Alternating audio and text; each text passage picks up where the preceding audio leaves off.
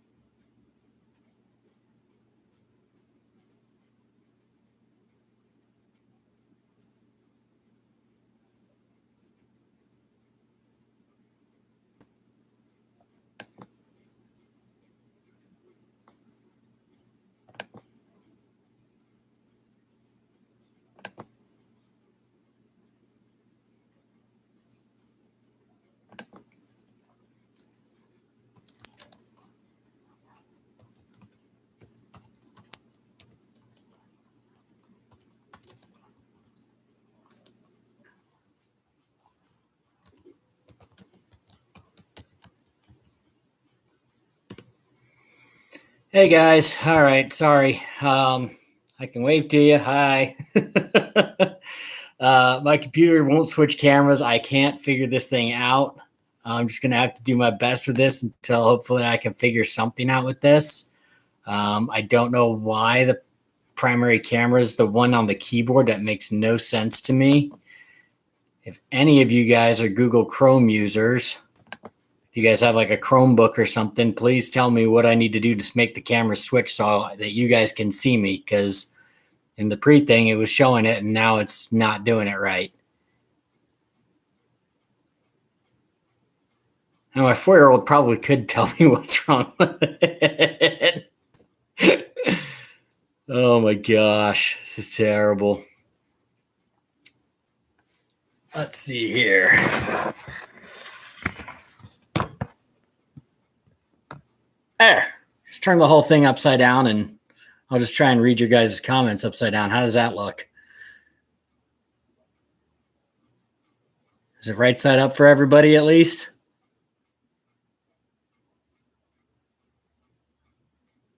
You guys see it okay?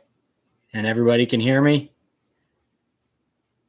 Yeah, I basically laid the screen down where the keyboard normally is and then had to put the keyboard up in the air so that so all your comments and everything are upside down for me at the moment. I wonder if I can check into my own live stream on my phone and I can read your comments that way. I'm going to have to kind of jerry rig this until I can figure this out. I don't know why it won't switch cameras. There's a camera at the top of the keyboard, but it's only supposed to be activated when it's in like notepad mode. And for some reason, when it's in normal mode, it's not doing what it's supposed to. So I'm having to figure this out as I go. Let me see if I can sign into my own live stream. Maybe I can watch myself live and then see the comments that way. All right, I just turned my volume off. All right, you guys can see me. Good, I can see myself. All right. Yeah, all right. So this is going to work. I'm just going to have to read off my phone.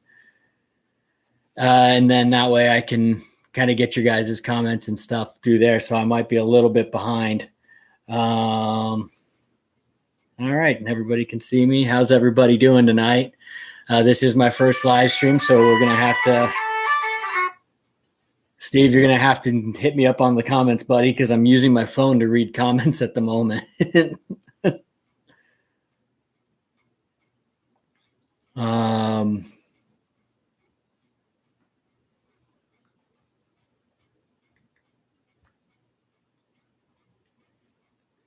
Oh, there's Michael Brown. How you doing tonight, man? It's kind of cool to see everybody kind of popping on here. I've never, like I said, never done this before. This is my first live stream. I was going to go live yesterday, but obviously that didn't work out.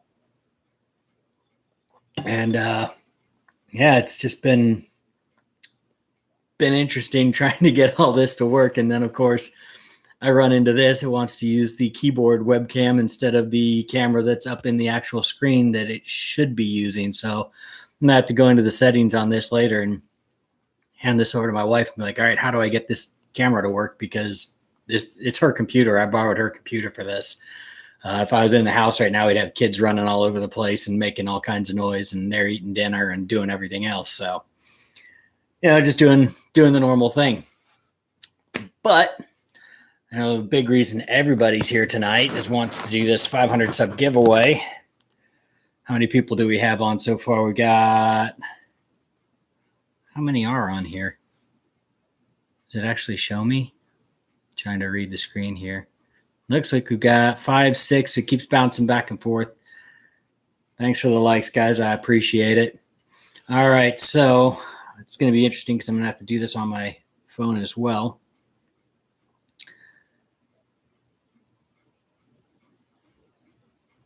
All right, let's see if I can get this to work here.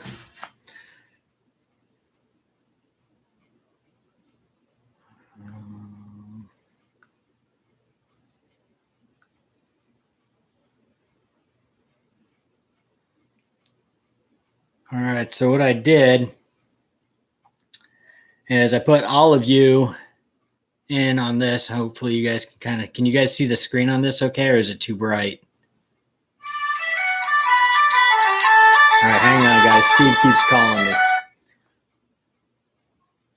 What's up, Steve? Hey, bud. Do you know how to flip the screen to change the cameras? I don't. But your audio is jamming. Oh, really? Yep, it's just doing a repeat. So I'm wondering if you disconnect that one and just go back on live again and just try to redo it. I just jumped on a new live. Can everybody hear me okay? No, it's just a repeat. It's just like, it sounds like you're just bumping the laptop over and over. And you can see that little piece of dust. It's just a cycle. Really? Yep. I've got a bunch of other people saying they can hear me. I don't know. Maybe I don't have the audio. restart yours and see if it works, man. Everybody else is saying I'm good to go, so that might be your computer, bro. All right, I got to get back to the stream here. You got it. All right. Sorry, guys. All right, so let's see. Let's see if you guys can see this here. Yeah, all right. Can you guys see that okay? See, I'm sure it's all out of focus, but what we're going to do is I just put everybody's name in on this wheel. There's 33 of you who put comments and hit like on there. So I really appreciate that for that video. This is our 500 sub giveaway. Like I said, we've got the camouflage tumbler and the $25 gift card. So what I'll do is I'll spin the wheel here. It's going to tell us who the winner is. And then once we do that, then it'll pretty much just be whoever that is. I'm going to hit them up on that on the comment section on that video, and they'll have 48 hours to get back to me. If they don't, then we'll get back on, do another live, and do this again until somebody gets back to me. If you're on tonight, then you'll be able to get back to me tonight. So without further ado, got this, and I believe I just hit the spin here. So there we go. Winner is Tyrell Pitts. Is Tyrell on tonight? Might not be. Well, congratulations to Tyrell. And I'm going to hit him up on the giveaway there on that video. And then if he doesn't get back to me, then I'm going to just get you guys on here, and we'll do this again. So yeah, just got a few of my cats here behind me. I don't know if you guys can see them. I did a little short on the one in the middle there, but got 11 keepers so far this season, and we've got quite a few. Still got a good 4 weeks of trapping at least to go. Had I've let 4 go. So I've gotten 15 cats so far this season. I say I let 4 of them go. Somebody let one of my cats go yesterday. I was really not happy about that. You'll see that in the upcoming video, but if you guys are on here, so you get the sneak peek. But somebody pulled my cage, let a cat go, and just from the hole it had dug and everything else in the front of my cage, it had definitely tore a big hole out. So it was a big cat. I saw the tracks and everything up and down the wash on either end of the wash, and it was a decent sized cat from the size of those tracks. So they must have heard the cat banging around and found the cage and dragged down the wash, let the cat out, and then threw my cage out in the middle of the road. So luckily I found it before anybody else stole it or did any damage to it. So at least I got my cage back, but definitely out bobcat. So that was not cool. That was not a good day yesterday. But it's kind of comes with the territory of trapping. If you guys all trap, so I'm sure you've all had that kind of thing happen to you in the past. Let's see. Any leads on? No leads on the person yet. I got a halfway decent idea of who it might be. I know I've seen a few people walking their dogs in that area. There's a trail not too far from that wash, so I'm guessing that it's one of them. I've got a pretty good idea of which person it is just based on the tracks from the shoes, but I reported it to Game and Fish, and we're going to kind of let them kind of sort it out. The Game and Fish guy, I know quite a few of the Game and Fish guys, so I chatted on the phone with him last night for about almost 30 minutes. Sent them the coordinates to where the trap location was. And it's really interesting, you guys. Make sure you read through your regs really, really well, and make sure you know your regs inside and out. Because they were actually asking me, well, aren't you supposed to have your cage or your traps a half mile from an occupied structure? And I had to explain to them. I was like, no, because if you go through the regs and if you look in section 2, line F, it says that for confinement traps, it doesn't apply. And because they're like, oh, because it says right here, half mile for any sets. I was like, yeah, for any cage, for any traps, yes. But confinement traps, it doesn't apply. So make sure you guys know your regs. Make sure you're reading them every year. I always carry a copy with me in my vehicle that I'm trapping in. And then I have another set of them at home. I always keep the regs with me so that if you do run across a Game and Fish guy and they ask you about something like this, a lot of times you're going to end up teaching them something, because a lot of the time the Game and Fish guys don't know exactly what's going on. They don't, and I've asked them, like, they're like, yeah, one guy I talked to, he's like, yeah, I haven't dealt with trapping related anything since 2013. So a lot of them, they kind of know the regs, but they don't. So make sure that as the trapper, that you are doing everything 100% right and legal, and that you know your regulations and you're keeping up with those, because it's really important, especially when you have to report something. You want to make sure that you've done everything and you're in the right, so that you don't get yourself in any trouble either. So hopefully, if nothing else, we can all kind of learn from it, and hopefully the new spot I moved that cage to is a good spot. There's some good tracks and everything. I had a good travel way under it's another culvert that I found. And I just moved some cages to some new culverts over these last couple of days. So hopefully that works out. I've also got a coyote cage. I did the coyote cage build. It's been tripped a few times. I've had a coyote drag it out of its location twice. But there's also a lot of cattle in that field where those coyotes were. So I pulled the cage, I'm bringing it home, and I'm going to do some modifications to it. I'll film all that and I'll throw up a video of that for you guys. I'm just going to keep tinkering with it and until I figure this thing out and we start really catching some coyotes in it. Because for public land trapping, we don't really have any other options. And we've got to find another way to control this coyote population, because it is way out of control, and Game and Fish kind of screwed us on that. as far as just getting the coyote population under control, because they took away foothold traps from us. We can't use footholds on public land. They're getting call shy, so calling them is getting harder and harder every year.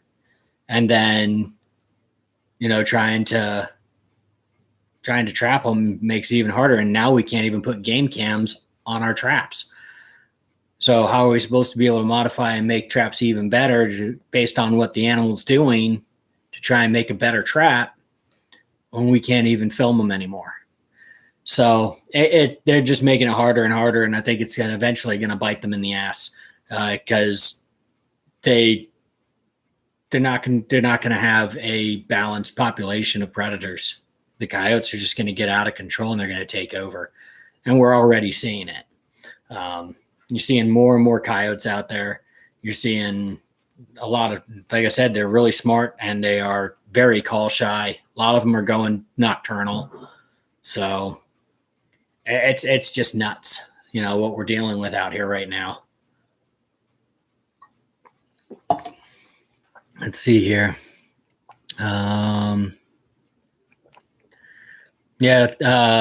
Raymond, they do change a lot. Regs are constantly changing. So yeah, you guys want to make sure you keep those with you. Wow, reading this upside down. Okay. Yep. Now trail cams aren't allowed. Yep. We went over that. Yeah. No trail cams. Who just jumped on? Scott Newby. How you doing, Scott? Good to see you. Hey, Scott, I got a question for you. I think you're in Oklahoma. Is that correct? Let me see if he answers here. Trying to find out when your guys' trapping season ends and see how that. I saw a little. You dropped a comment on one of my videos a little while back about that gland lure I sent you. I've got two of my big toms that I've caught were both on that gland lure. I know for us, late season February, right about now, is when gland lures and everything are working really, really well. So I've put more of that gland lure in a lot of my sets. I was just wondering what it is for those guys out there in Oklahoma and stuff like that. If you're kind of seeing the same kind of thing, and if you guys even have a season during February or not. I know every state's different, but we can trap from the beginning of November all the way through the end of February. So we get a solid 4 months of trapping out here in Arizona. So I'm just kind of curious what everybody else has. Because if you guys aren't from Arizona, what do you got? Ken Zarzinski. Yeah, welcome to California regulations. Absolutely. Yeah, unfortunately, they're kind of going further and further that way. So let's see. Jim Rupp, January 31st. Is that Iowa? Jim, where are you from? It looks like it says LA, but I know that's not California, so that ain't right.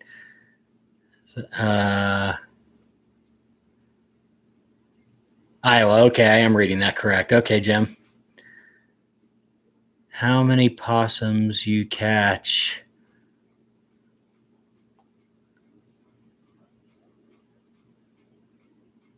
I'm on 13 this year. Pretty crazy for Southern Arizona. Cody, I haven't actually caught any possums at all this year. I've actually never caught a possum. I didn't even know we had possums in Southern Arizona. But from what I actually started doing some reading up on it, and apparently there's a possum that's from Mexico. And it's some species that's down in Mexico that's slowly working its way north. And those are what we're seeing here in Arizona.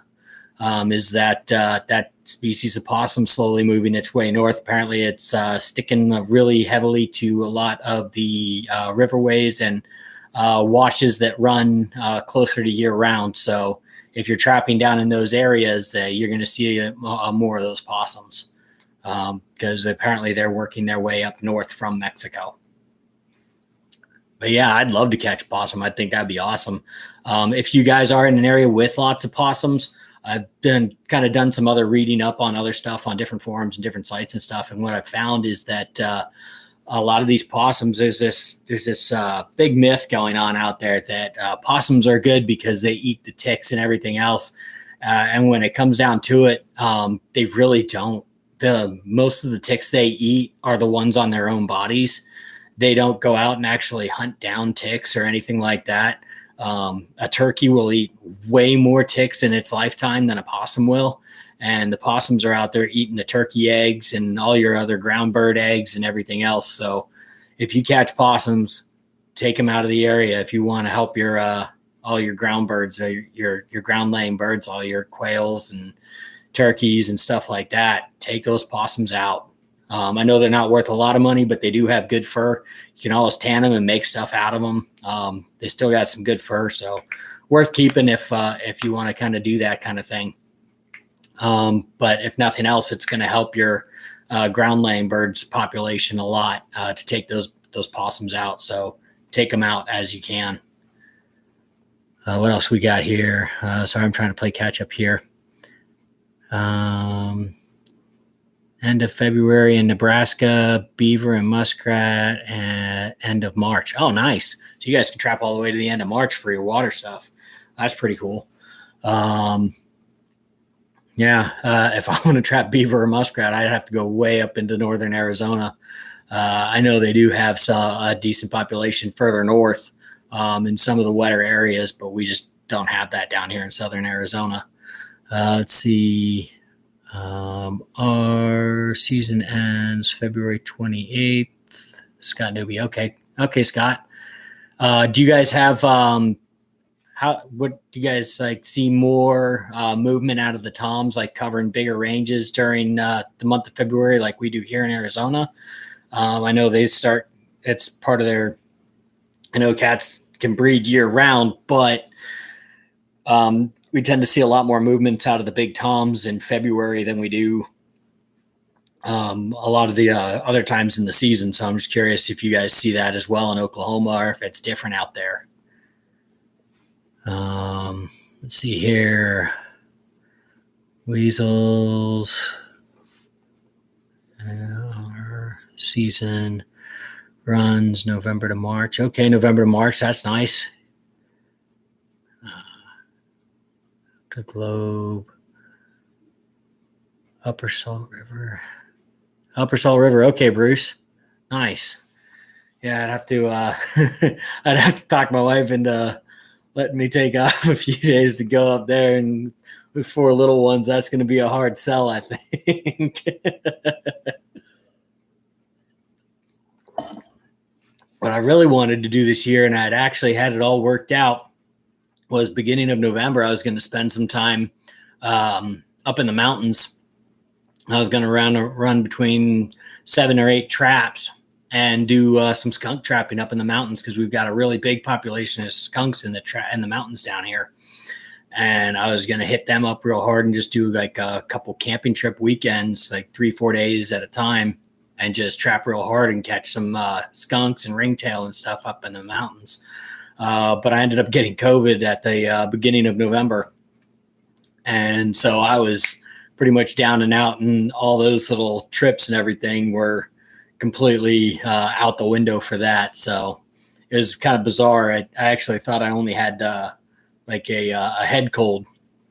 And then about a week after I thought I had a head cold, I couldn't taste or smell anything. I was like, well, I think I got COVID. All right, that's fun. So I ended up having to stay home and do all that, do the quarantine and all that stuff. So that was interesting. I never had to deal with that kind of thing before, but it is what it is. We're all going to get it eventually. It's just a matter of how bad. So I don't want to get into the politics of all of that, but that's why I didn't get to skunk trap this November.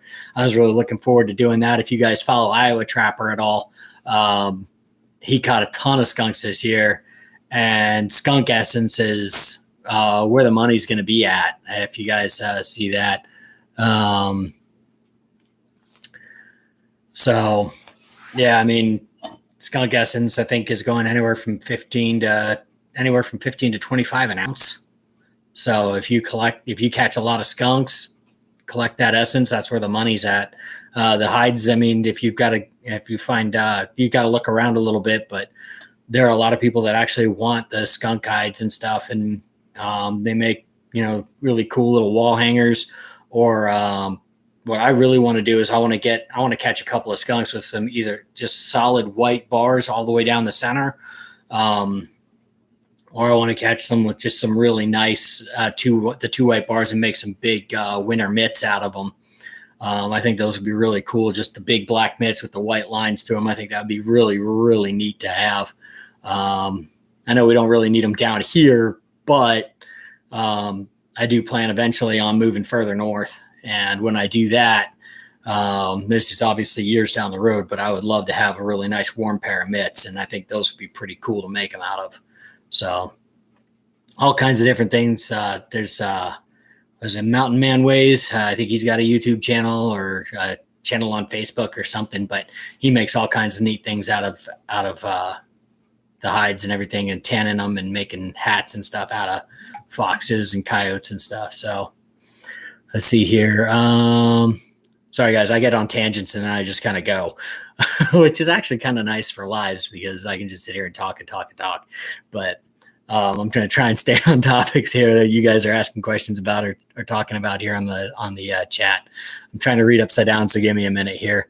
Let's see here. Michael Brown says most of my toms were mostly caught around December, but most of January has been females and kits. Caught 10 the month of January here in Nebraska. Yeah, okay. Actually, I just caught one that's maybe, I'd guess he's probably about 6 months old. Little Tom. You guys will see it in this week's upload, or not this week's, next week's, because I just started week 8 today. I start my weeks on Sunday. That's just how my work week is Sunday through Saturday. So that's how I do my videos as well. So today I caught a little tiny bobcat. It's not like that one I kept letting go. And I still watch that video and I still go over in my head, should I have let him go or should I have kept that cat? It was a nice cat, really, really white belly. But I still think it was just a little bit too small. But he was definitely kind of right on that edge of, maybe I should have kept it. But with the way the market is, I think leaving him for another year or two and catching him later is going to be better in the long run. But I did catch a smaller one today. It's probably about the size of this laptop that I'm on today. Tiny little guy. And you guys will see it in the video. As you walk up on it. And it's one of those ones like as you're walking up, you're going, yep, I'm going to let this guy go. They're just that small, when you walk up on them. If you haven't caught a lot of cats, it's really, really obvious when you catch a really small one. So, yeah. Let's see here. Need to do a hunting trip up here in Wyoming. Archery season is super fun. Dude, I love archery, Steve. As you know, buddy Steve Taylor there. I actually helped him get into hunting, guys. Carrying on the tradition just like I've always wanted. But yeah, I love the archery hunt. That is really my passion. I don't do as much of it here in Arizona right now, mainly because of just the draw system. And I'm just trying to put meat in the freezer as much as I can, especially with meat prices these days. It honestly is still cheaper to shoot a deer and put it in my freezer than it is to go buy a pound of hamburger right now. A pound of hamburger, I think right now, is just shy of $8 a pound. It's ridiculous. So it's still cheaper for me to go shoot a deer and put it in my freezer if I process it myself. I bought a grinder back in 2009, and I'm still using that 3/4 horsepower grinder. I've done whole elk with it, deer, javelina, rabbits. I used to raise meat rabbits. Everything. You can grind it right. It runs right through that stuff. And it's the best meat you'll ever get. Obviously, a lot of you guys know that. Something that a lot of trappers don't know is eat your bobcats. Eat them. They are so freaking good. I'm going to be coming out here with a kind of a catch, clean, cook video I just did on them. And I cook them just like I cook my pork loins. I bake them in the oven with some coconut oil. And oh my God, you guys, I'm telling you, cut those back straps out, cut those hams out of your bobcats. Set your oven to 400 degrees with some coconut oil and whatever. Marinate them for like half a day to 24 hours, and then throw them in there with some coconut oil. And oh my God, 400 degrees. 30 minutes is all you need. It gets them to it gets the whole piece of meat and everything to about 165, 170 degrees, which is enough to kill any of the bacteria or any parasites or anything. It tastes just like pork. I'm telling you, it tastes just like a pork chop. Same consistency, same everything. Like I said, I'm going to be doing a video. I've got a video already filmed on it. I just haven't posted it yet. I just have to edit it and everything, put everything together. But that'll be coming out soon. I'm telling you, save that meat. I've been cutting the back straps out of every single one of my cats this year and throwing them in the freezer. It's phenomenal. And the bigger cats, I've been cutting the hams out of the legs and everything else too, because that meat is so freaking good, guys. I'm telling you, if you're not doing this, give it a try. You will not regret it, I promise. And then if you lay a couple pieces of bacon over top of it just to get a little bit more moisture into it, and obviously, I mean, bacon makes everything better. It just is. But lay a couple pieces of bacon over top of it, and it'll keep that meat a little bit moisture and keep it from drying out. And it's just phenomenal, guys. So give that a shot. Let's see, what do we got here? Sorry, I'm going to try and get back to the chat here. I told you guys I go on these rants. Ever run into Mercer Line? Caging bobcats, trapping. Yes, actually, I've got a few of his DVDs. One of my favorite DVDs from him, if you guys haven't bought it yet, is his Top Dollar Cats. His Top Dollar Cats video, guys, buy it. It is worth the money. I think it's like $30, but it is 100% worth the money. The first time I did any trapping, I got like 8 cats one season. And Cade's not on here tonight, but guy who's further north, Cade Smith, I've seen him on a bunch of different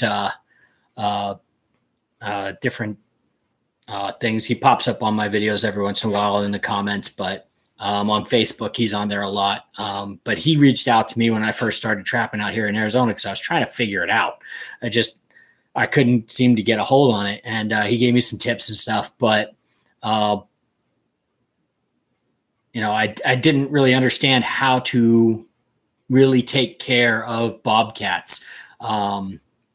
And in that video for doing the Top Dollar Cats, I'm telling you guys, that video paid for itself the very first time I watched it and then handled all my fur again. Between him and Coon Creek, if you guys watch Coon Creek at all on YouTube, he's got some great fur handling videos. But between Coon Creek and Mercer Line's Top Dollar Cats,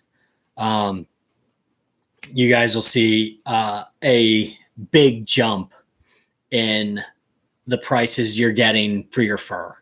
It is well worth the money.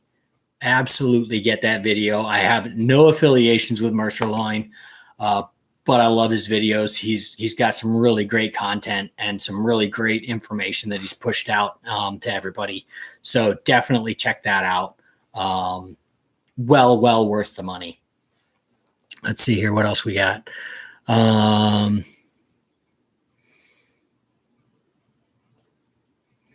Sorry, I'm late to the cat house. Donnie, how you doing? Thanks for joining us, man. Coyotes are good to eat as also. Hey, Donnie, what do you got for coyote recipes? Because the only coyote stuff I've seen is from Meat Eater, where they cooked it hair on, and that did.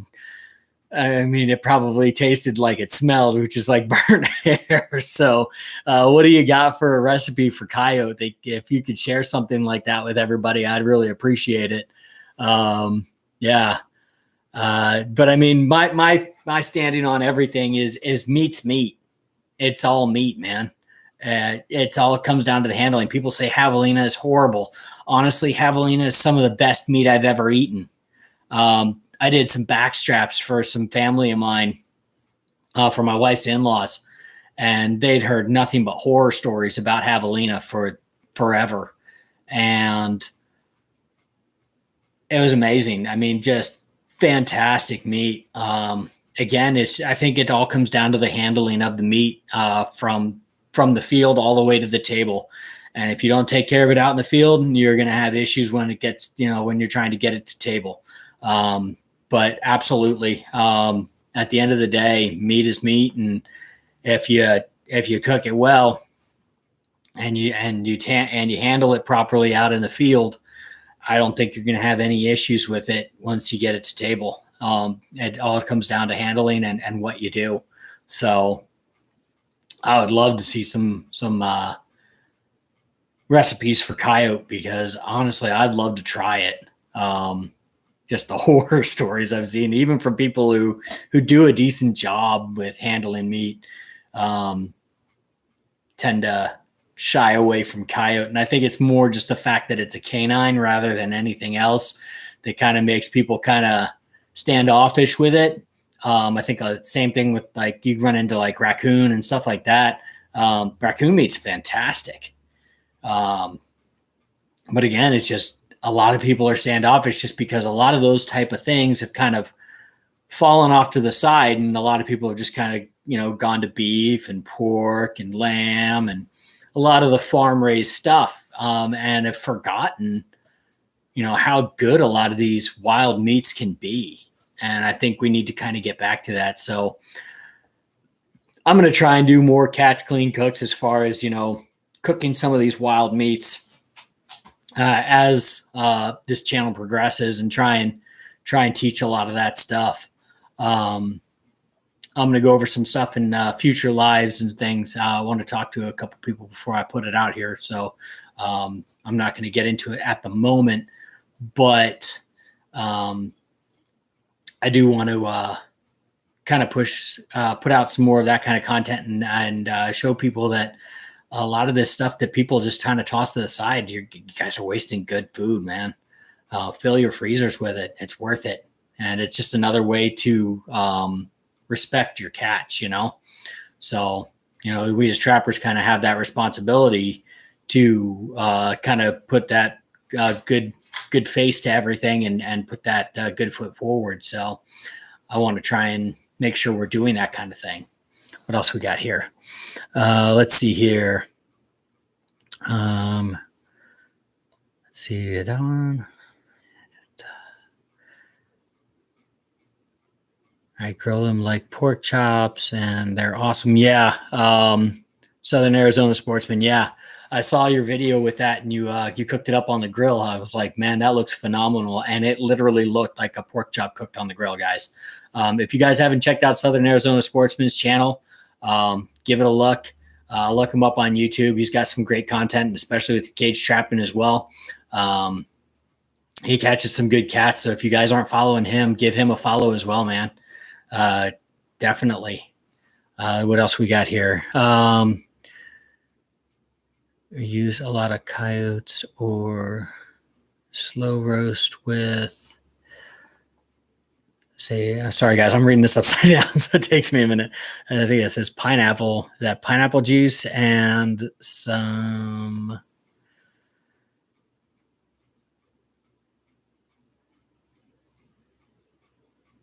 what does that say? Does it? Oh, seasonings. Okay, seasoning. Dude, trying to read some of these words upside down is really difficult. Okay, so yeah. All right, thanks, Donnie. Appreciate that, man. So slow cook them and pineapple juice and seasonings. Okay, I'll have to give that a try. I wonder if it would work good in the pressure cooker. I've got one of those little pressure cookers for the Instapot pressure cookers. I'll have to try some of that in there. If my wife will let me put coyote in there. I've done some bobcat in there, and it turned out really, really good. The first piece I tried was chewy, but that was from like the lower leg, would be a calf muscle for us. And that was a little bit chewy, but the taste was spot on. But then I cut a piece off the ham, and oh my God, meat like fell off the bone, kind of just fell apart in your mouth, just really moist, excellent meat. So hitting it up with the slow cooker, I'm sure, is just phenomenal. So I'll give that a try, Donnie. Thank you. Let's see, Ken. Do you sell your fur to local fur buyers or fur sales? I sent my stuff up to Idaho last year. I sent that up to them up there, and I did pretty decently. A lot of the same fur buyers that we've had down here at the ATA. Libya, if you guys have ever sold your fur at different fur sales, it's I want to say, what is it? Montana Furs or Montana Furriers or something like that. It's a Montana-based company, but her name is Liberty. Everybody calls her Libby, but she's the one who ended up buying all my fur again this year. She bought my fur last year at the ATA up in Williams, or at the year, not last year, but the year before that up in Williams.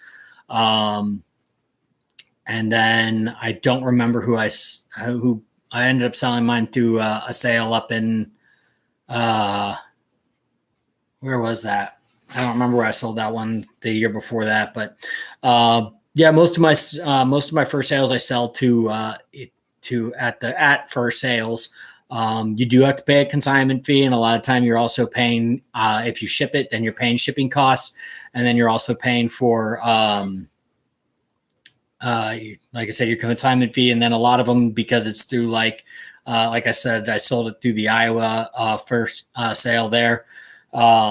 So I had to pay a membership fee for them. But they've got, if you sell it through the Iowa Fur Trappers Association, really, really great association, guys, if you send it to their sale. And on top of that, you'll also get a year subscription to their magazine, which is excellent, has a lot of great information. They take a lot of time with it and really put together a good product. So at least you get something for your dues. So that's really great too. I'd love to support the ATA, but they didn't do a sale last year. So I sent all my stuff up to Idaho. But they put on a great sale, guys. So something to think about. And then again, like I said, you do pay a consignment fee, and you're also paying for the, where was I going with that? You are also paying for shipping. So, and you also have the membership fees. So you kind of add all that together, and, you know, I mean, one decent bobcat should cover that cost as long as, you know, prices are decent. It'll be interesting to see what happens this year. If you guys are subscribe, if you guys get the Fur Fishing Game magazine, they have a annual fur report, and they kind of do updates as sales come out for fur prices in their magazine. And they kind of keep up with all these big sales that are going on, and they kind of get the averages that are of what they're seeing. And bobcat has been kind of creeping up. So if you guys are going to the sale up in Williams, I'm hoping to get up there if everything works out. At the moment, I'm planning on going up to the sale up in Williams. So if you guys are going up to that one up in Williams that Mercer's putting on, it should be a good sale. And it sounds like they've got a lot of good demonstrations and stuff going on up there. So that'll be really fun. And, if you guys see me, I'd love to say hi to you guys and meet you in person. But I'm hopefully going to be up there for that. Again, I kind of play this stuff by ear. Got a family of 4 kids. With the young kids, you never know. You may end up with everybody getting sick, and then you got to stay home all of a sudden. So you just kind of play it by ear. But barring anything crazy happening, I'm planning on going up and selling some of my fur up there. Again, they're supposed to have some good buyers up there at that sale, and you're working one-on-one with them. So there's no major fees that you're dealing with other than travel if you're just getting up there. So check it out. If you go to the Arizona Trappers Association Facebook webpage, you can get it off of there. And then they've got all the information on there. It's been posted by Mercer Line, and it's also been reposted by a few other people on that page. So just kind of scroll through the comments and stuff in there. I'm sure it'll pop up quickly. But worth checking out if you're an Arizona trapper or you're trapping in an area that's not too far from Williams. It's worth the drive. Then make the trip, and they're doing some great demonstrations and everything. They're going to have a fur handling demonstration, cage setting demonstrations. Obviously, they're going to have at least 3 buyers right now that are coming, but you're going to be it's a kind of silent auction setup. They're going to have their bids in a closed envelope, and then you get to decide whether or not you want to deal with them or not. And then you can always come back to it later. Game and Fish will be there doing CITES tags on cats and stuff. If you need to get CITES tags, you can do it then. So check it out. Like I said, the Arizona Trappers Association Facebook page, they'll have all that information. So give it a look. What else we got here? Sorry, guys, I'm kind of checking these comments here. That. Okay, we did that one.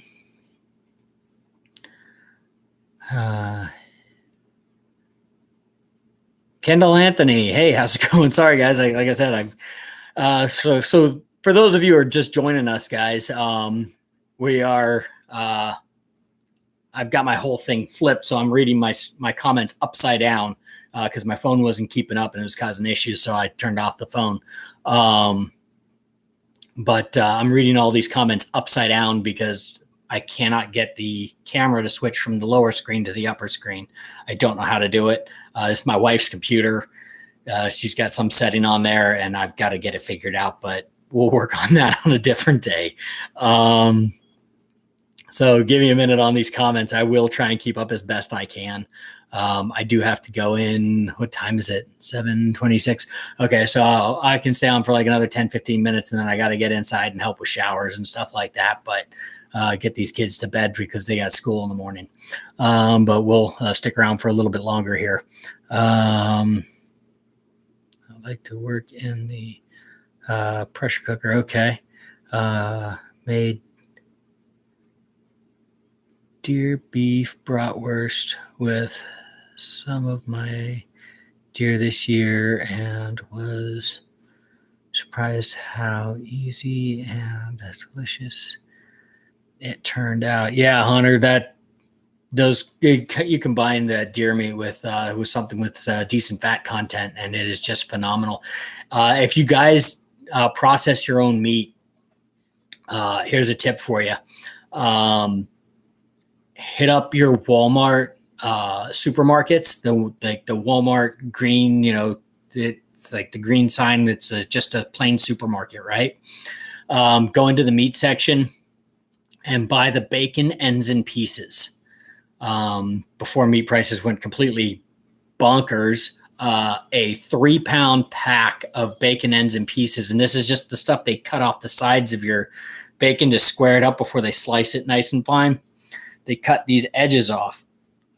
Well, they take all those pieces and they just chunk them in a bag at 3 pounds a pop and sell them. They were $8 a piece for 3 pounds of bacon, basically. And it's just chunk bacon. And I take that and I just grind it in with my deer or my javelina or any meat that doesn't have a lot of fat to it. All my lean meats, I just grind that in as I go.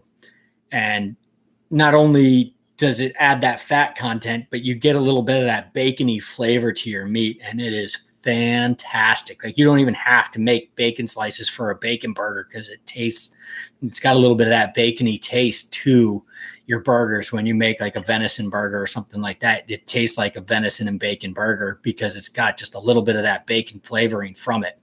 If you don't have the bacon ends and pieces, just throw slices of bacon in as you're going, guys. It is a great, great way to do ground meat. Let's see here. So like I said, I'm trying to keep up with comments here.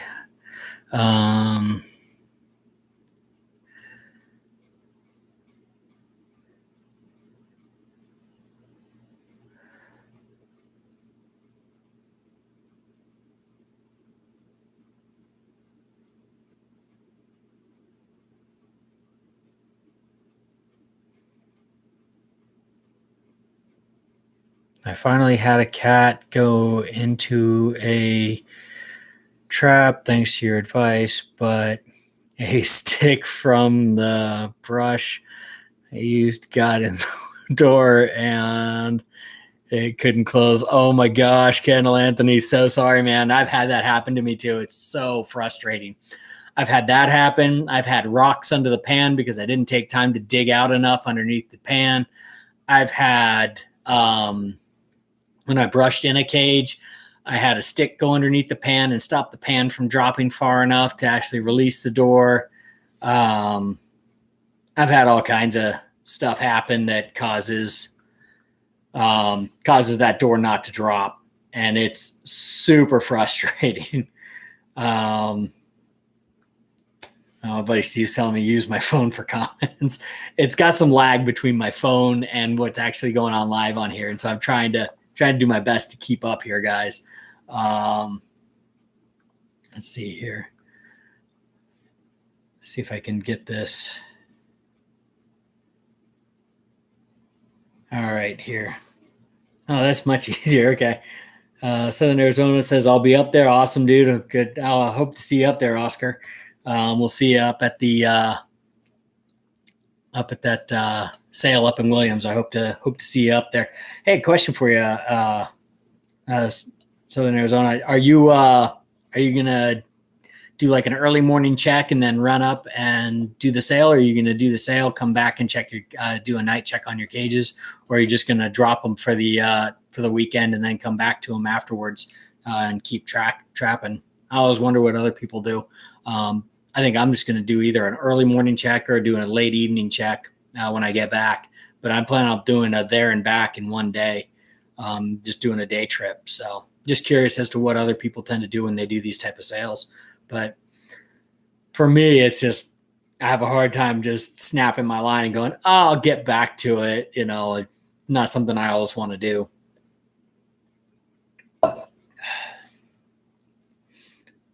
Wish I could go, but I'm stuck here in Colorado. Yeah. I don't know. Kendall Anthony, you may look on the ATA sale page or the ATA page on Facebook.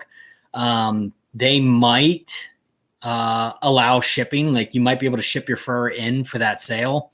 I don't know what all the ins and outs of there are, but like I said, this sale is being put on by Mercer Line. So you may, if you can find that page on there, you may be able to reach out to them and see if you can ship your fur in for that sale, if that's something you're looking at wanting to do, and see what the requirements are for that. What else we got here?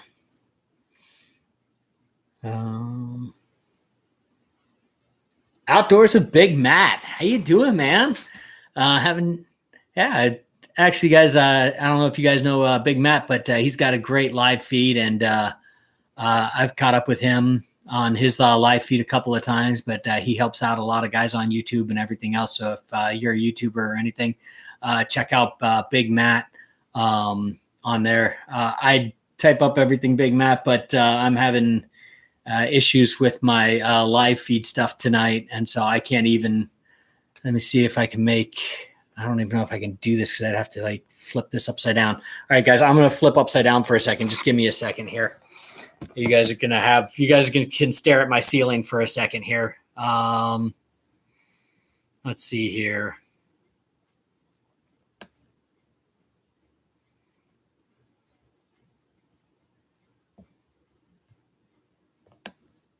Where'd it go?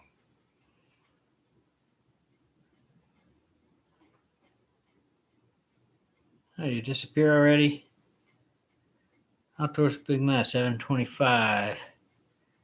There he is.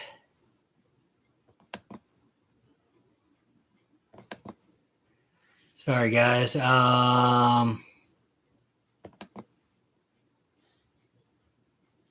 Big Matt, I made you a moderator. You can throw your link up there, buddy, for people to check out. Southern Arizona Sportsman, same with you, buddy. You guys can throw out your links if you want for people to check out, and you guys can reach out and help some people as well. Trying to help people out here, guys. Sorry. Let's see here. Am I back to straight up and down? Everything look normal to you guys? Does that look all good and correct? Hopefully it does. I should be straight up and down now for you guys. It's upside down for me, but it should be right side up for you guys. Let's see here. Have you ever caught a lion in one of your cages? No, I have not, Kendall. I have not caught a lion yet, at least that I know of. I did have a cage last season. You can see, I don't remember what week it was. But if you kind of scroll through my videos, you'll see one of them is picked as like a split picture. And one side is a bobcat that I caught, and the other side is a cage. It's all tore up. I caught something in that cage, and it literally grabbed the inside of that cage and peeled it all the way to the inside and just ripped the whole front door off.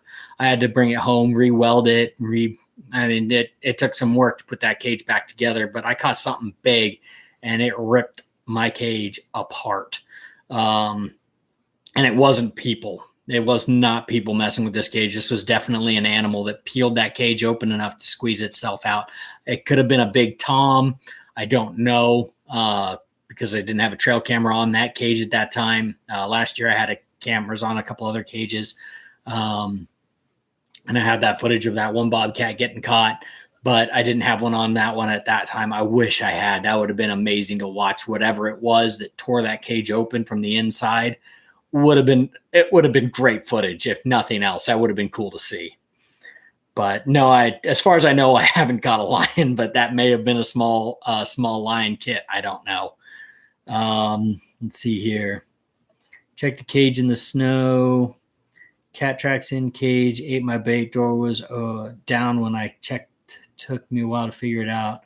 Cat went in cage when the door was froze open. Yeah. Ken, something Mercer has talked about in some of his videos that I try to pass on to people is use turtle wax. Get that spray on turtle wax from like an AutoZone or something like that. It just comes in a spray bottle.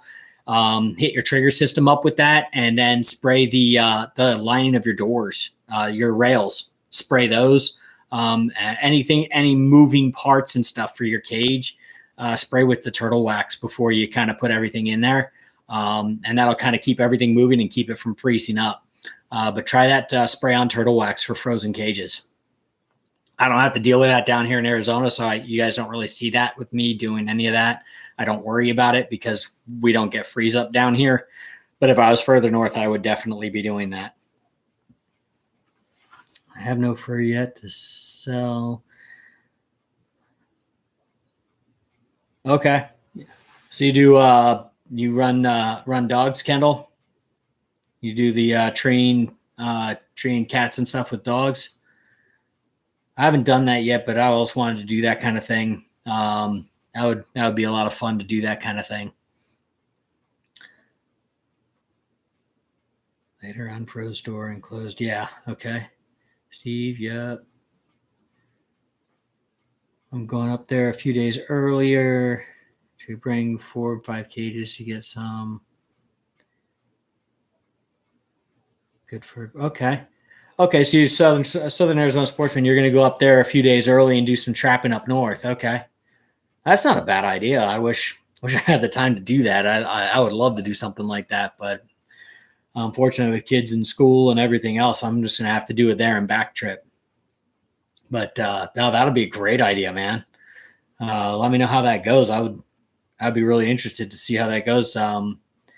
If any of you guys do a lot of public land trapping, again, not sponsored by these guys at all or anything, but Onyx Hunt app has been a lifesaver. That thing, I mean, it shows you right up to where the private properties end. It shows you where roadway right-of-ways are, so you can trap along the right-of-ways if you're allowed to in your state.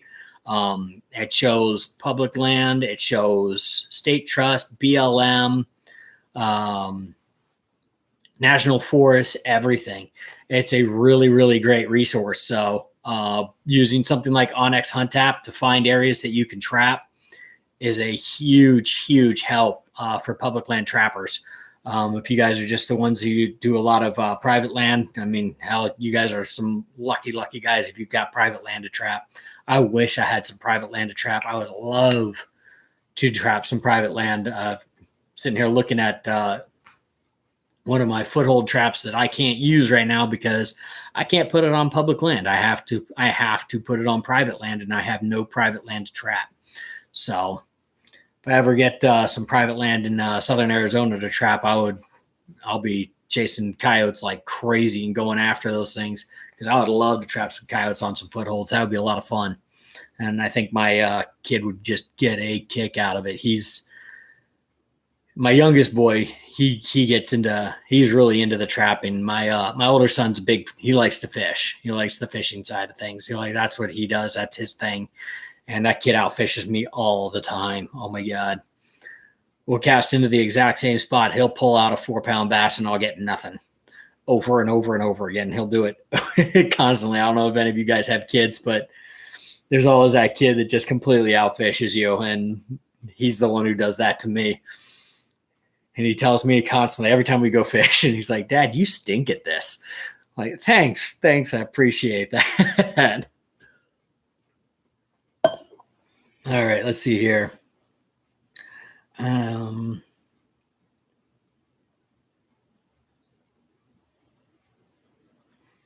you do lion and bobcat kennel? That'd be awesome, man. I'd love to do a lion hunt. Our lions down here, to get if you're a resident in Arizona, our lion tags are $15, and I think they're $15.75 over the counter. Last time I checked, I think it's something around there. But yeah, you can buy an over the counter tag for like just over $15. I don't know what your tags are up there. I'm sure it's a little bit more expensive for somebody who's out of state, but yeah, I would love to do a lion hunt. That would be a blast, man. I'll have to get with you about that. Ever caught 2 cats in the same time in a cage? I have not done that, Ken. I have this larger double door cage trap, or not double door yet. I'm going to take that coyote cage and make it into a double door cage trap. And I plan on making that into a double door this season before the season's out. I just pulled it today. I'm going to cut the back off of it. I'm going to extend it probably by another 4 inches. So instead of 40 inches, it'll be about 44 inches ballpark, maybe a little bigger. And then I'm going to add another drop door on the other side. And there's another trapper on here. What is his handle? He pops up on a lot of my videos, but he's from, I want to say he's from Louisiana, but he's from one of these southern states here. But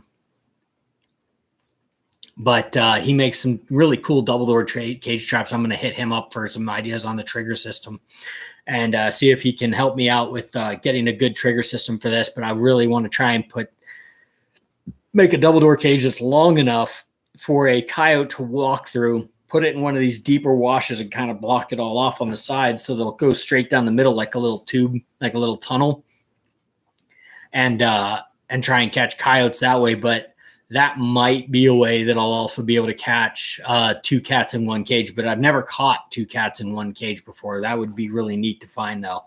That would be really neat. So I'll add that to my list of goals, Ken.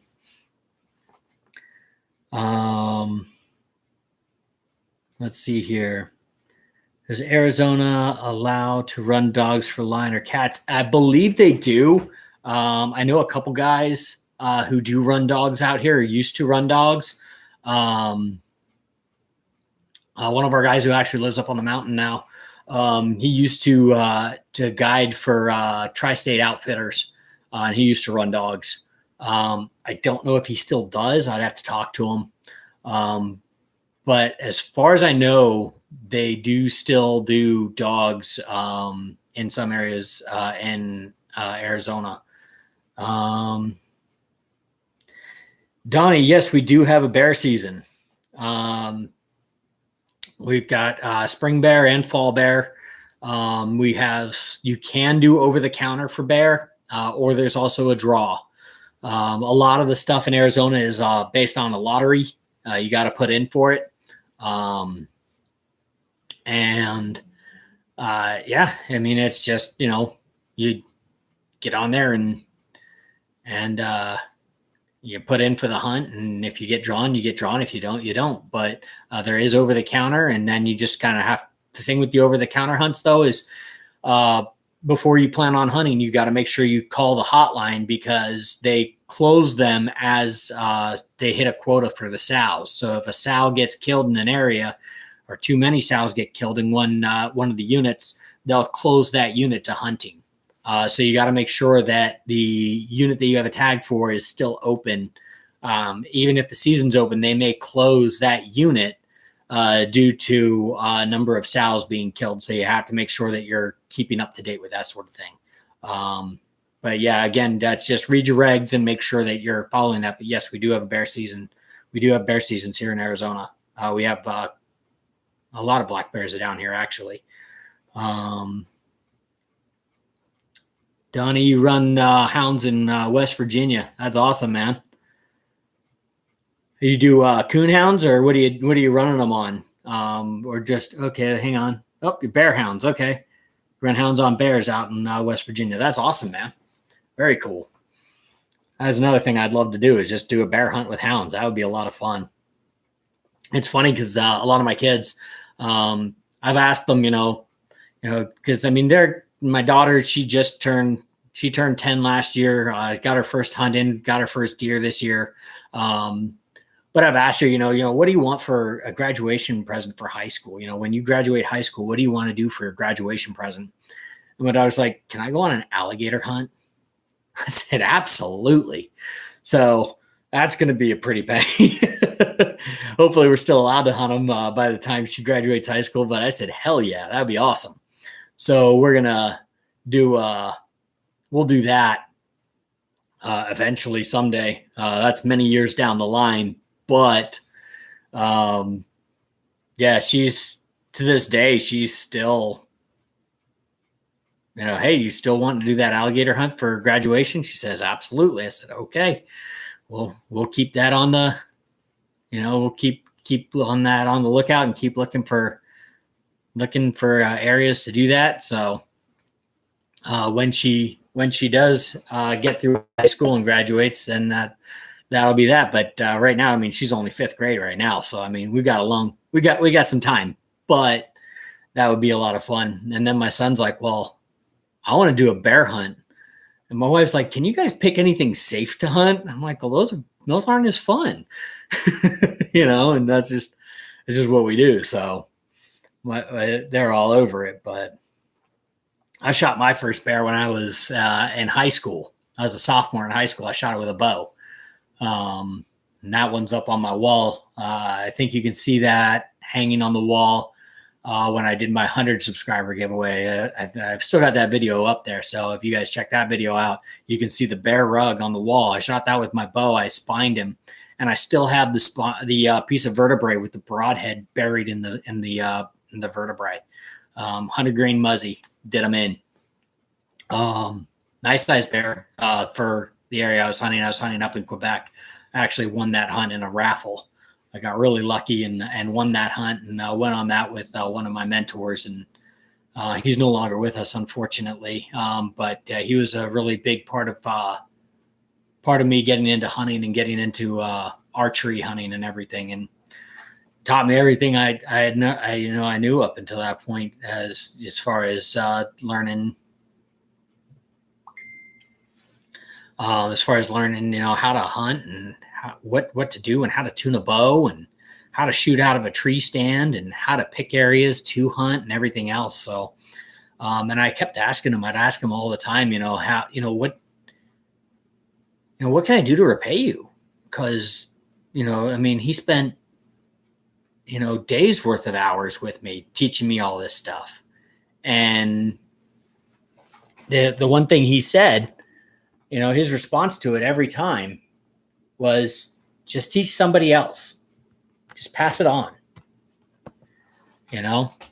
Teach somebody else how to do this. So that's one of my main reasons for starting my channel, was just to pass on the knowledge and teach somebody else and help somebody else. That was really what I really wanted out of this channel, is to pass on the knowledge and teach other people what I know and learn from other people, and then continue to pass on that knowledge. And every, as I learn more things, pass that stuff on. And if people have other tips and things, pass that on. We have a really great resource here with YouTube giving us a free way to pass on this knowledge. So I'm using that as my platform to teach as many people and reach as many people as I can. So that's really my reason for doing this.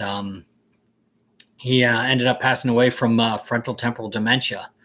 And he's a really good friend of mine, really good friend and mentor. And yeah, I miss him terribly, but it's a horrible way to see somebody go, because they just, I'm not going to get into it tonight because that'll just depress the hell out of me.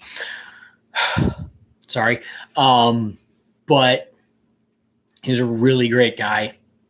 And like I said, I'm going to do a little bit more in the live later on about that. I need to talk to his son some more and make sure everything's on the up and up, and that he's good to go with me kind of passing on some other information. But I want to kind of help them out as best I can too, because they have some stuff going on. But I want to make sure I do that in the way that they want to. So I'll bring that up later. But if you guys have somebody in your area that you can help, that you can teach, that you can take out on the line or take out hunting with you, that wants to learn the trick, learn how to hunt, please take the time to do it. Teach somebody else, pass this tradition along, because that's the only way it's going to stay alive, guys. And that's something I feel like very deeply is passing this kind of stuff on to people. So I really appreciate all of you guys being on here tonight. Let's see what else we got here on my stuff. Let's see here.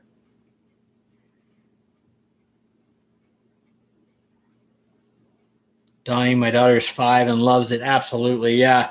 Getting the kids out there out on the line is just the best, and getting them out there, hunting and getting them involved in the outdoors. I mean, you guys see my son, the kid, like, he gets so excited out there. He just starts dancing around. He's got no music. It's all in his head, and he's just dancing around because he's just so pumped and so psyched. Anytime we catch anything, he loves it. So yeah, get those kids out on the line. Let's see here. Kendall, you sent me some pictures here. Oh, wow. Kendall, is that okay if I show everybody that picture, bud? That's a tank of a line. Good Lord. How tall are you, dude? Kendall Anthony, how tall are you? Let's see if this pops up here, because I'll give you guys a good idea of how big this lion is. I'll show you guys a picture of it here in a second. This thing is a monster. The head on that lion is gigantic.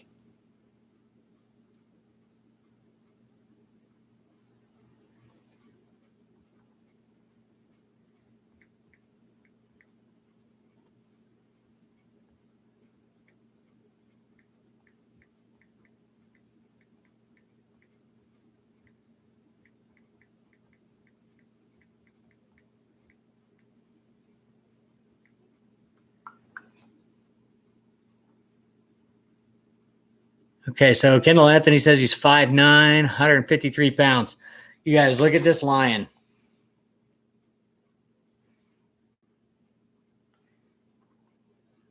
Can you guys see that okay? Is it too bright? If it's too bright, I can turn it down. You guys see that okay? I'm sure there's a ring light in there too.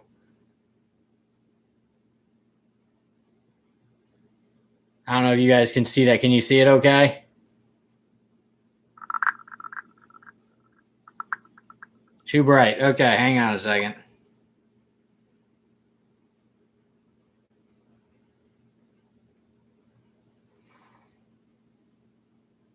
Look at the head on that lion, guys. That thing is a tank. Just absolutely huge lion.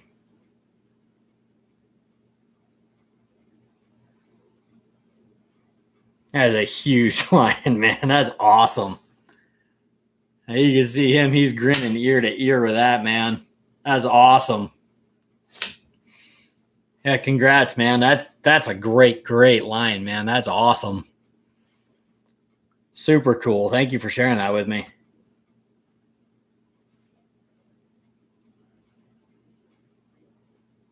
Yeah, that was a massive line. Just looking at the head on that thing, I mean, that made a normal person's head size look small. That's amazing, man. That's a huge lion. That's really cool. I'd love to find something like that, man. All right, I think I've kind of run past what I told my wife I'd do here. Let me shoot her a text, see if we're still good to go to keep on trucking with this, or if they need me inside. Let me check.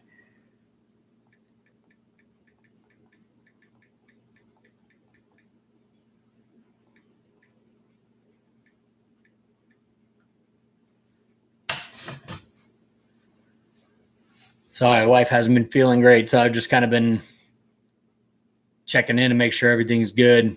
I've been doing a dad thing with all the kids and everything else today, so just had to check in real quick, make sure, see if they're good to go, or if they need me inside to kind of get all these kids to bed. I'm probably gonna have to go in here soon, guys. I've really been enjoying chatting with all you guys, though, man. It's been a lot of fun.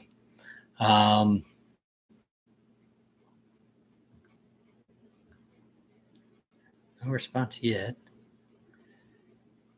Let's see here. What do we got?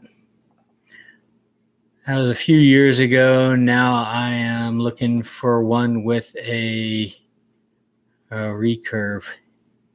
Oh, nice. You're going to go after one with a recurve bow. That'd be a lot of fun, man.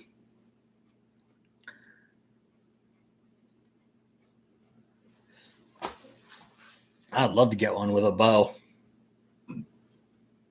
I've always hoping, I always take my, I have an electronic collar, and I take that out with me just to call coyotes and stuff like that. I use hand calls as well.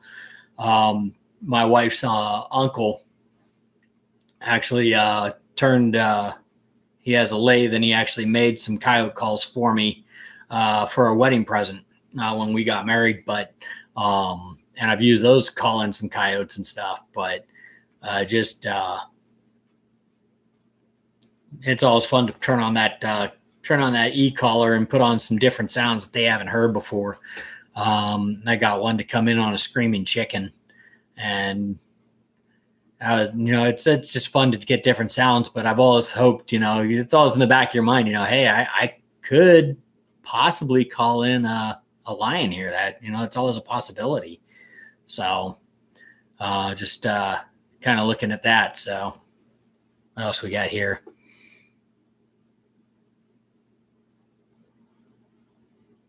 Yeah, Kendall, that'd be awesome, man.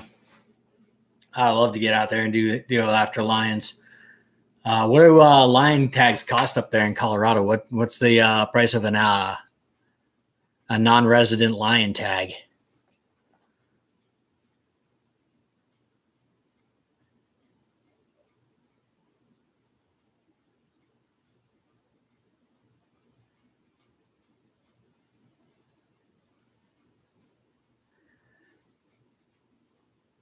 Hey, you ever caught a Cody? I have not caught a Cody, Southern Arizona Sportsman. I haven't caught one yet. I've shot one before. I actually have him over here. I dried him out just like I do raccoons. I put them on a stretcher and everything else, just like a raccoon. They're super fatty, just like raccoons are. So I was like, well, I'll just handle the fur the same way. And I haven't gotten it tanned or anything yet, but I want to get it tanned. Got that out on I was actually out coyote hunting, just out calling and everything. We were going from one spot to a new location, and saw a whole troop of them cruising through, probably about 20 to 30 of them running down this little hillside, going from basically just over this little saddle, just one spot to another. And my buddy and I took off after him, and I ended up getting one. But yeah, he is a big one. They're super cool. I love the Codys down here. That's a really neat thing for us to have down here. We have the Cootamundis.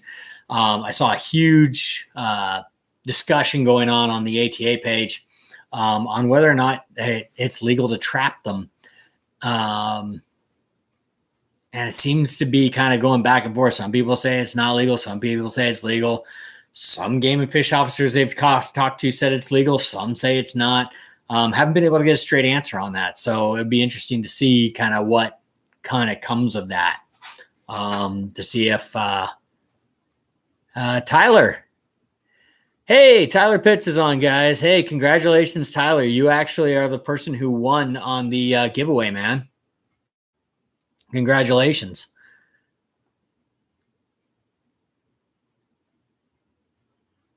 Cody, it's also known as a Cootamundi. They look kind of like a raccoon, but they've got a longer nose. They're really, really brown. And when they run on the ground, their tails stick straight up in the air, like good 2 to 3 feet, depending on how big they are. They've got really long tails. So, yeah.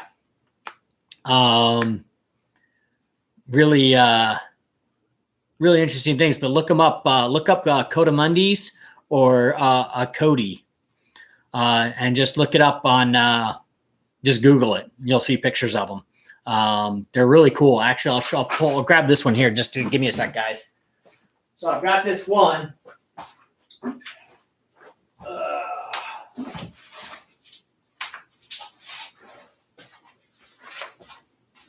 I got this guy a while back. Hopefully you guys see that okay. It's kind of hard to see the face because I've got them turned like a raccoon. I basically did it like a raccoon, but they've got these long tails.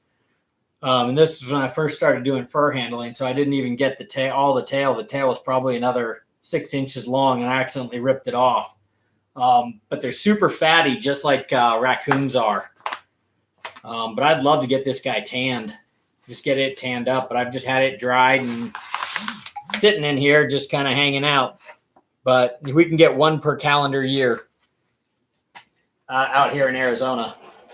So each calendar year we can get one of those guys. But really, really neat animals, and yeah, they'll tear everything up just like a raccoon will. All right, guys. Well, I have to kind of cut this off again. Tyler Pitts, congratulations. You are the one that on the wheel here. Let me see this. Let me pull this back up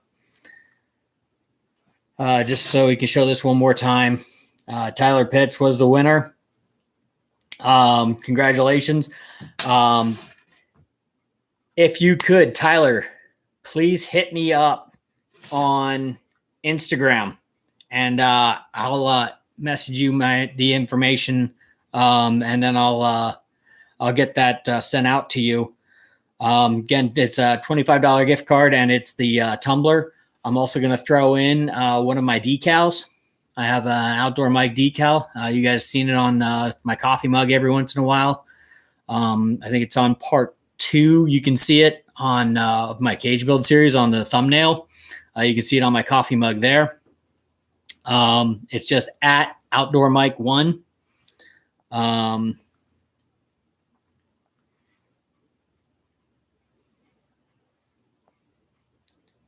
Again, that's just at Outdoor Mike 1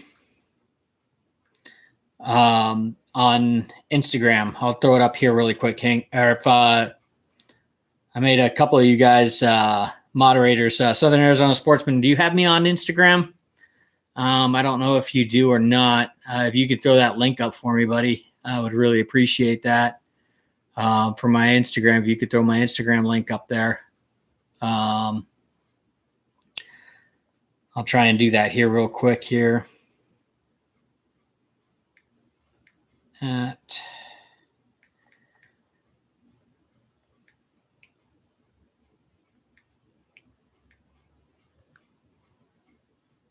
So just be like that. It should be at Outdoor Mike. I think, yeah, Tyler, I think you are on there for for there. But yeah, hit me up on Instagram, and I'll get you that.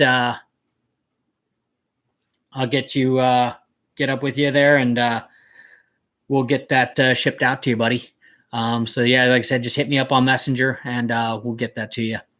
But guys, I've got to go. My wife just texted me and was like, I need you inside. The kids are going crazy, and we need to get these guys to bed because they got school in the morning. So again, thank you all for hitting me up on the live tonight. I really appreciate it. And until next time, guys, catch you down the line.